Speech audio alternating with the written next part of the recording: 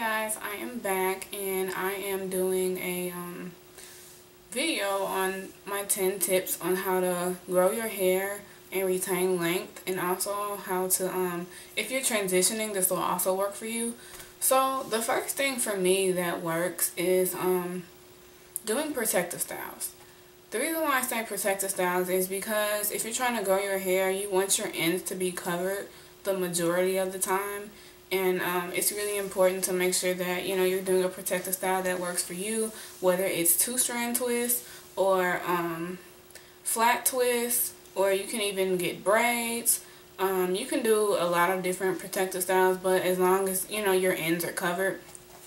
Second thing is making sure that your hair is properly moisturized.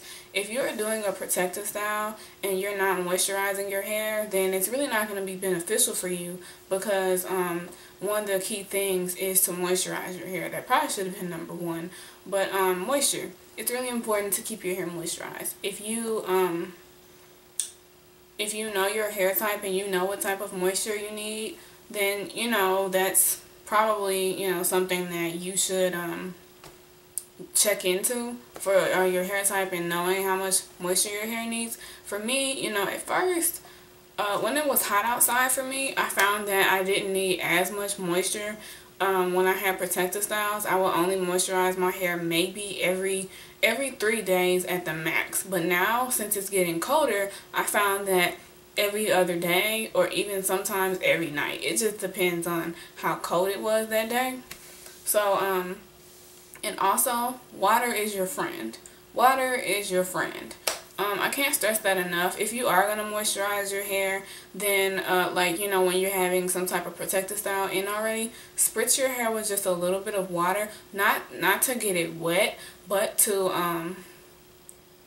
make sure that, you know, you can feel it in your hair, but not to get it, you know, soaking wet. Just enough so you can put, you know, some type of moisturizer in your hair afterwards, because water is the best moisturizer that you can get. Your hair loves water. My hair loves water. Everyone's hair should love water. So that is probably, that's number 2. Number 3 is to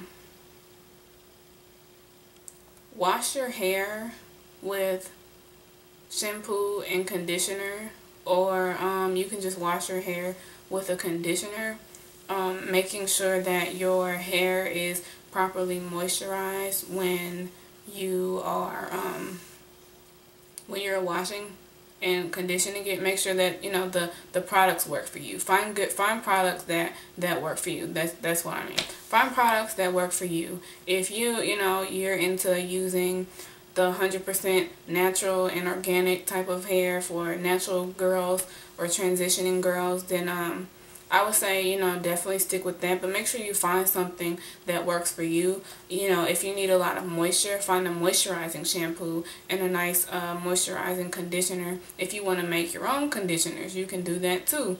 It just depends on what your preference is. But I would definitely recommend going to like Target or Walgreens, or maybe like a CVS if they carry any natural products, just to get you started so you can build that nice regimen that you want, because it's really important to find a regimen that works for you when finding shampoo and conditioner. So I would definitely like try to go on different websites that have reviews on products that you're interested in, because you'll be able to see what other people think about them.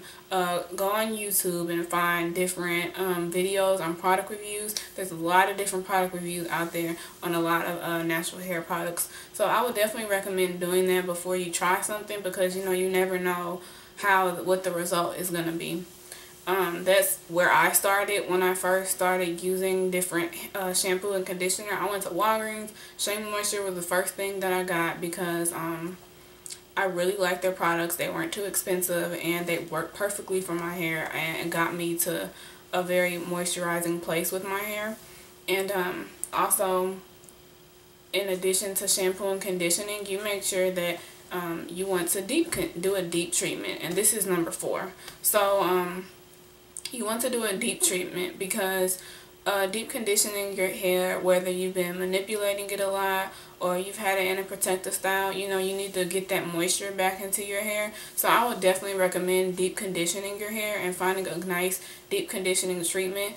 Like I said, Walgreens and Target have really good products that are deep conditioning treatments. I know Shea Moisture has one, Curls have one. If you want to go to like Giovanni, I think they have one too. A lot of the products that you'll find at Target or Walgreens, they have some type of deep treatment. I know some people use As I Am, just different products like that that'll bring some moisture back into your hair. And if you do a deep treatment, try to do it with heat. Whether you're covering your hair with just like an old school plastic shower cap, like the type that you can get from the beauty supply, you can get those and just cover your hair with that, and so you know the heat from your scalp will be able to penetrate enough. Or what you can do is you can sit under a dryer, a hooded dryer. But if you don't have a hooded dryer, then I would recommend taking just a hot towel and just wrapping that around your head for like 20-30 minutes, and you know, get that nice penetrating moisture. So my next tip would be to detangle your hair on a regular basis. Pretty much the goal of detangling is to make sure that, you know, you're getting those shed hairs out so you don't cause any breakage. You know, if you never detangle your hair, then everything's going to get matted and just get, you know, up in there and just kind of like not really, you won't be able to style your hair very effectively.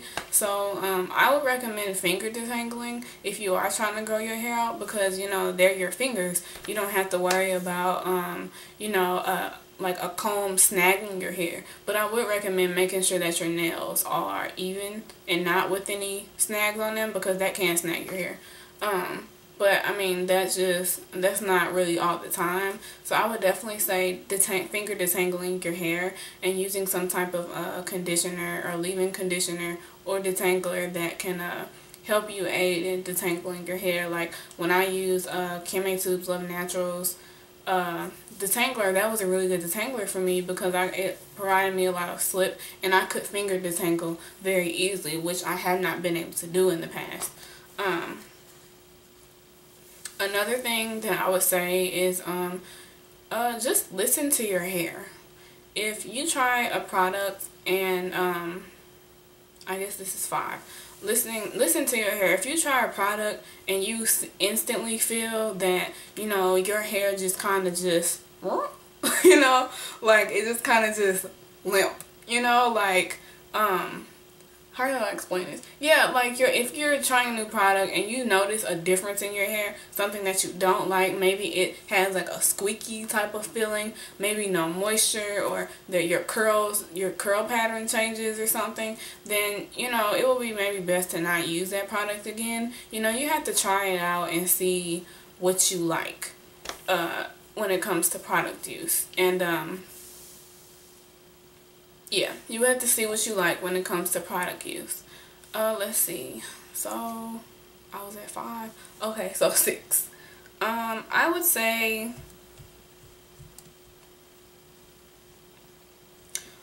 when you're moisturizing your hair, make sure that you are sealing in the moisture. Because as I talked about moisturizing earlier, water is your friend, so you want to seal that in after you're washing your hair. So the best thing to do is probably get, you know, have your leave-in. So put your leave-in in and, you know, on your detangled hair. And what you can do is you can put your leave-in, so first thing is to put your leave-in in and, you know, rub that through your hair, and if there's any shed hairs that come out, then you can, you know, remove them. The second thing would be to put the moisturizer on, whether it's shea butter, coconut oil,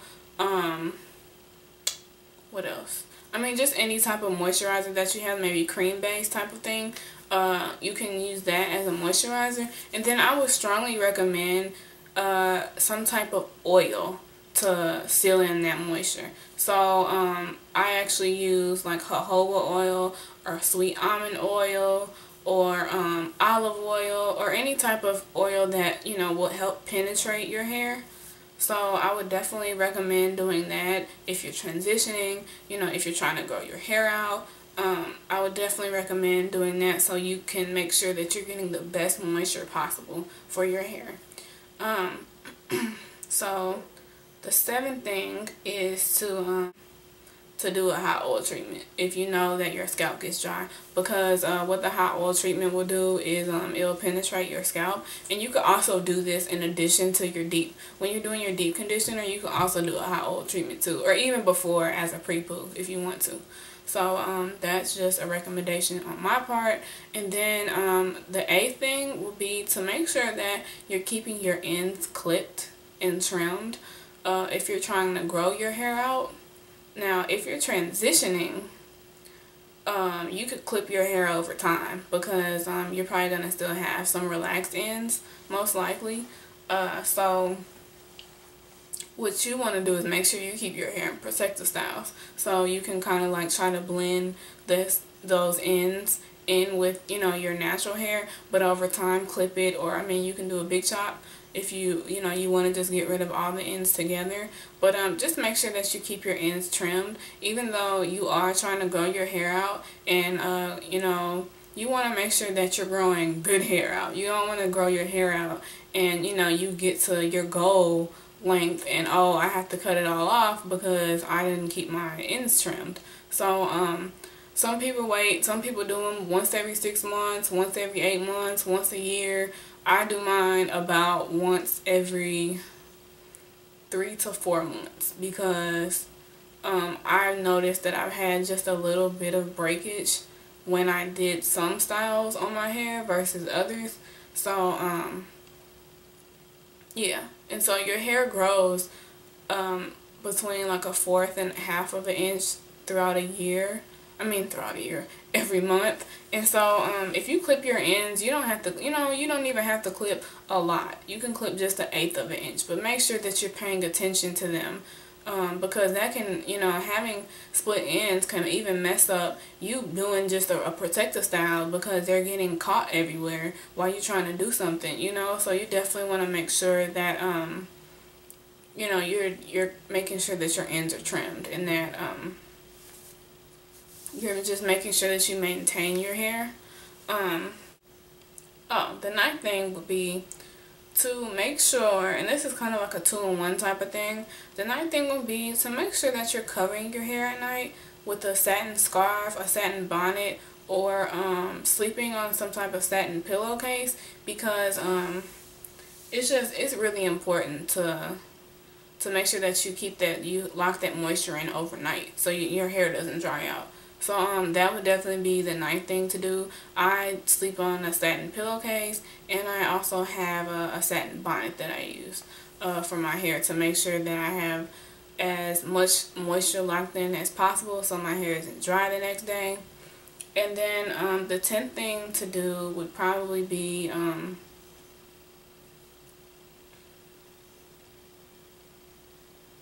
it doesn't absorb moisture. Okay, a cotton towel takes out a lot of the water in your hair very fast, and it can also be drying to your hair. So I would definitely recommend using a microfiber towel, because it also does not snag your hair. A cotton towel can snag your hair and cause breakage. So I would definitely recommend using a microfiber towel. You can find them. At first I actually found mine at Dollar Tree, like a dollar store. Sometimes they have those. Bed Bath & Beyond has really nice microfiber towels. So I would definitely recommend getting those. And yeah, so if you want to make sure that your hair is you know, properly, you know, when you're getting out of the shower or done washing your hair, that you dry it off with a microfiber towel, because also it absorbs the water quicker than a cotton towel will. If you put a microfiber towel on for a couple minutes, your hair it'll still be wet, but it won't be like dripping wet. And so that's what I like about using a microfiber towel, and it doesn't pull my hair. I've never experienced any breakage from that.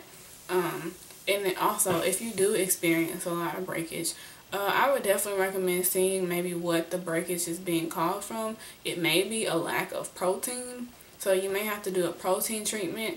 And I've done research on that, but I don't really have a protein deficiency in my hair because my hair is pretty yeah, I don't have a protein problem usually. So if you do have a protein problem in your hair, you're experiencing breakage, it may be caused from manipulation. It can be caused from like combing, lack of moisture.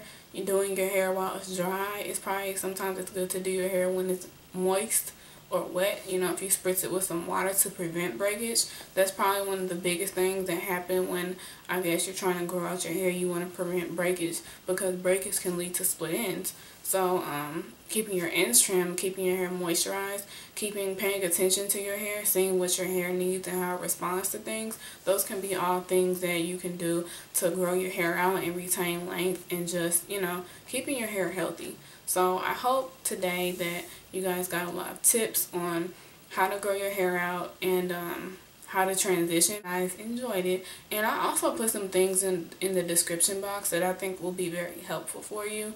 If you have any questions or comments, then please feel free to put them in my description box. I mean, my comment section on my page. And thank you guys so much for watching.